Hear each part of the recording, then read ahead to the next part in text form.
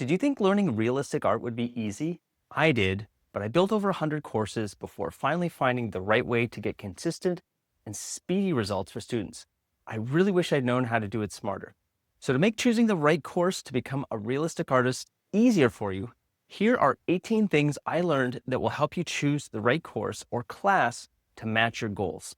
Lesson number one: you can't see the blind spots. Otherwise, they wouldn't be called blind spots. So, like an Olympic athlete, it makes sense to hire a coach to help you see what you can't.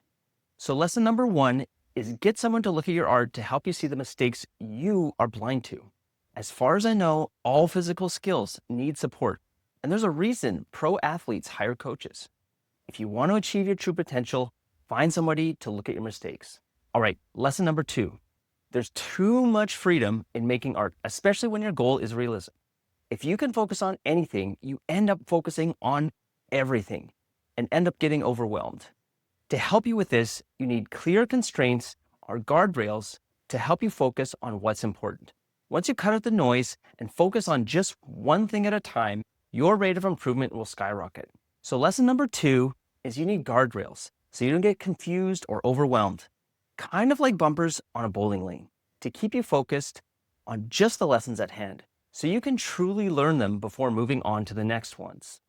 Okay, lesson number three. Many online programs have weekly feedback or coaching sessions that are set to a schedule that benefits the coach.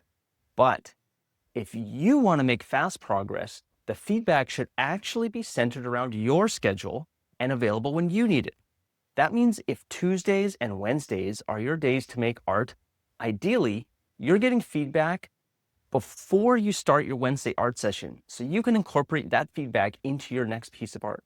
So lesson number three is feedback should be on your schedule and ideally daily so you can learn whenever you want. This cuts the feedback loop and improvement process down from weeks into days. And as a student, this means you're improving about 7 times faster with daily feedback versus weekly. Lesson number four: many art courses haven't really been battle tested. It's so easy to create a course now that anyone can do it in a weekend. However, what you're really looking for as a student is a course that's been put through the paces over and over and over again and is showing the results that you desire. So lesson number four is find a course that's had hundreds of successful students go through it and has been improved over time. It's one thing to learn from someone who is a bit ahead of you, but it's a whole different level to learn from someone who has successfully taught hundreds of people and got them results. You don't want to be the experimental student on something new. It's better to be part of something that's been tried, tested, and ideally optimized for years before you make the decision to join.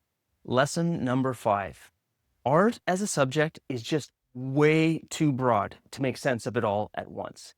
There's too many different styles, too many rabbit holes to go down. What ends up happening to a lot of students is that they stay stuck for years, even decades in the learning phase before they ever feel that they're ready, and often end up just confusing themselves because art is such an enormous topic. So lesson number five is just learn one thing at a time to not get overwhelmed. It's pretty simple. And make sure when you're learning to fully develop the skill before adding another on top of it. Lesson number six: there's simply too much information, but the real key in making progress is to focus on the fundamentals. Now, this applies to any topic. Martial arts, it's punch, kick, block. In basketball, it's dribble, pass, shoot. In art, it's value, color, edge, and proportion. So lesson number six is focus on the fundamentals. And you'll be shocked at how far you can go when your focus is simply on mastering a few key skills. And you can always add complexity on later. With strong fundamentals, it's possible to become a top 1% realistic artist. Lesson number seven. This is a follow-up to the last lesson, but it's very easy to get overwhelmed, even when you know to focus simply on the fundamentals. If you Google the fundamentals of art, you'll come up with a list of 14 different fundamentals, give or take. And that might not sound like a huge number, but in actuality, there's simply 4 fundamentals that you need to focus on: value, color, edge, and proportion. And when your skills are high in all of these 4 fundamentals, congratulations. You'll have people seeking you out for your artistic skills and easily be able to sell your work for high prices. Lesson number 7 is choose the right fundamentals, which when it comes to art, it's just, again, value, color, edge, and proportion. Master those 4, and the quality of your work will skyrocket. Lesson number 8, when you're learning on your own by various courses, books, and YouTube, it's very likely that you'll be learning a whole bunch of things in no particular order. Now, if you want to make fast progress, the key is to learning the skills in an order where they stack on top of each other. Each skill should be built on top of the last one in a natural order that builds your confidence and skill at the same time. An example of this with art is that you should be starting with grayscale, not color. And if you're in a course that's starting with color, unless you're already an advanced artist, it's probably in the wrong order. Lesson number 8 is the skills taught should stack on top of each other. So when you start, it should be very easy. And as each new skill is added, it should never overwhelm you, but be a small addition that makes the overall quality of your work jump. Lesson number 9. How do you know if a course is any good? Well, just look at the student results and that should tell you everything. Either the results are where you want to get to with your own art or they aren't. For example, if you're considering college and all of the students are making weird performance or installation art, and your personal goal is to be able to paint a portrait that looks like, well, the actual person and not a cartoony or abstract representation of that person, you know that you're looking at the wrong course. So before you spend your hard-earned money and time, make sure that the student results are going to get you where you want to be. Even better, ask to see the results of someone who started with no previous experience and also look for the number of those results. It's easy to get a few people to look like they've succeeded with a course, but when you can see hundreds or even thousands of successful student results, you know you're in the right room. Lesson number 9 is student results are king. When you're clear on where you want to get to, it's easy to evaluate if you're looking at the right course. Almost all instructors will be able to show impressive work, but what you're looking for are the before and after student transformations. Lesson number 10, let's face it, our motivation or faith in a course isn't always enough to get us to complete the whole thing and, get the results we were hoping for. However, when you can see other people who are just like you or even better, who have disadvantages that you don't have and who are still succeeding, it gives you a ton of motivation to stick with it and get the results you are looking for in the first place. Perfect example of this is if you're in a course and you see someone who is 20 years older than you with bad eyes and shaky hands, and yet they're still getting amazing results, it gives you all the proof you need to know for sure that you've got this. You just need to show up and do the work. So lesson number 10 is seeing others succeed helps you succeed. So get into a community where there are other students who are just like you, because seeing their success will give you the proof and motivation to keep going to reach your goals. Lesson number 11, there's a commonly held belief that it should take 10,000 hours to master something. And well, that might be true, but what if it wasn't? Instead of just accepting that it's going to take 10 years to master something, how about if you asked, is there anyone who's getting the 10-year result that I'm looking for, but doing it consistently in just 1 year, or even better, less than 1 year? When you ask the right question and dig deeper to find the right teacher, you may surprise yourself to find an outlier educator who's getting amazing results for people in a fraction of a time that you think it should take.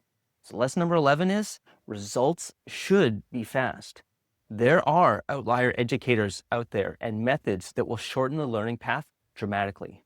This helps by getting you past the learning phase and onto the doing phase where you can enjoy the results of your education. Lesson number 12, learning a skill, especially art, can really feel like a slog. Progress can be extremely slow and it's hard to stay motivated. But there's a way. While you're learning, if you keep in mind where you started and every once in a while you look back to where you start, you can especially with art, very quickly see how far you've come and how far you've improved. Once you've selected a course, keep a before picture handy and look back at it to compare whatever you've been working on now to what you made in the past. Ideally, the course you've chosen should be giving you wins the entire way. So anytime you look back, you'll easily be able to see your improvement. And even better, when you're truly in the right course, each time you look back, you should be able to see that gap between before and now widening. So lesson number 12 is small wins keep you motivated. As you progress, especially if you're making fast progress, it's easy to forget where you came from. So remember to look back every once in a while to see how far you've come. Lesson number 13, there's no right way to learn art. However, there are fast and slow ways. So if your goal is to learn the fast way, look for something that cuts out all the noise and just focuses on the basics, the fundamentals. Like I said previously, go for the most minimal version of the fundamentals that you can find, as this will be your fastest path to success, which you can always then build on top of after you've done learning the basics. So lesson number 13 is there's a ton of misleading information. So just focus on the basics. Doing this will give you the fast path to get to your goals.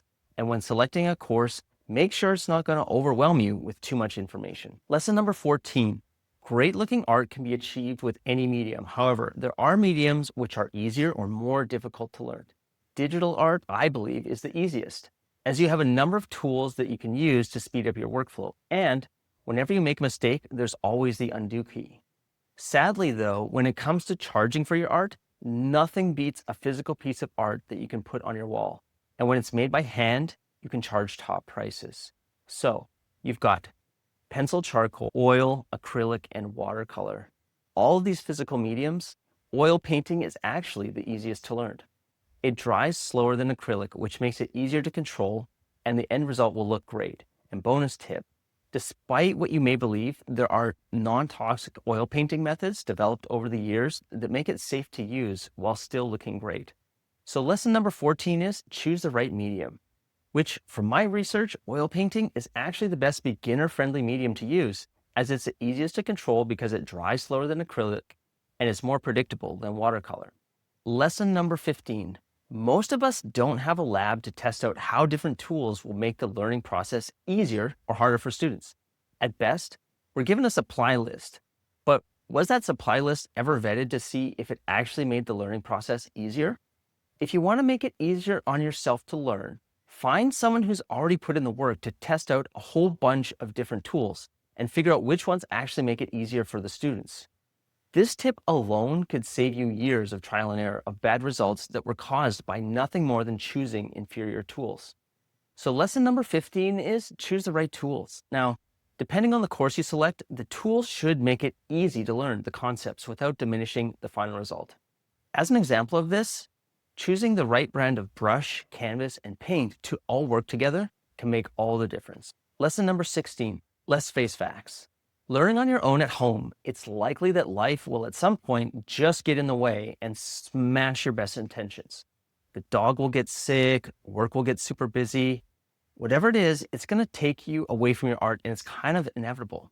So when you're choosing a course, keep this in mind and find a course that will work around your schedule, not the other way around. So lesson number 16 is life will get in the way as a busy adult. So plan for it. When you're choosing a course, find one that has the flexibility to work around life's curveballs. Lesson number 17, art is very much a solo experience. But what if it didn't have to be that way? What if instead of struggling on your own, you could be shoulder to shoulder with people who are going through the same thing, or even better? What if you could speak with students who are further along in the journey so that when you get stuck, you can lean on their experience of how they got through the problem and, make life easier? Plus, when you're in the learning phase, it's way more fun to connect with other people who are going through the same thing at the same time. You'll have to trust me on this one, but if you've never had the experience, getting to know someone as you're going through the same assignments, facing the same challenges, and working through the same art pieces is an awesome experience. Art is a place where, when handled correctly, instead of dividing us, actually brings us together. It doesn't matter where you're from, what you believe, or who you follow. When we're here to learn and make art, we're all on the same team. Lesson number 17 is it's more fun to make art together. The people you meet and the experiences you share along the way can be just as rewarding as the art you make. Lesson number 18, last tip here. When you're an artist, we're in a unique situation. Either your work is good or it's not. We can't hide behind fancy resume, fancy clothes, or a recommendation from a friend. As an artist, it's so easy to compare your work to any other artist. And this is both a disadvantage and an advantage. We can't hide. We're basically naked. But on the plus side, when you've got the skills, you stand out as a clear talent, and people will easily choose you over everyone else. So when you're choosing a course, make sure you pick one that's going to give you the best chance to reach your full potential, so you can really show the world what you're truly capable of. So lesson number 18 is, when you're an artist, the quality of your work must speak for itself. So when you're choosing a course, choose one you know is going to give you the best chance to train and learn to make quality art. Once you have these skills, everything else becomes easier.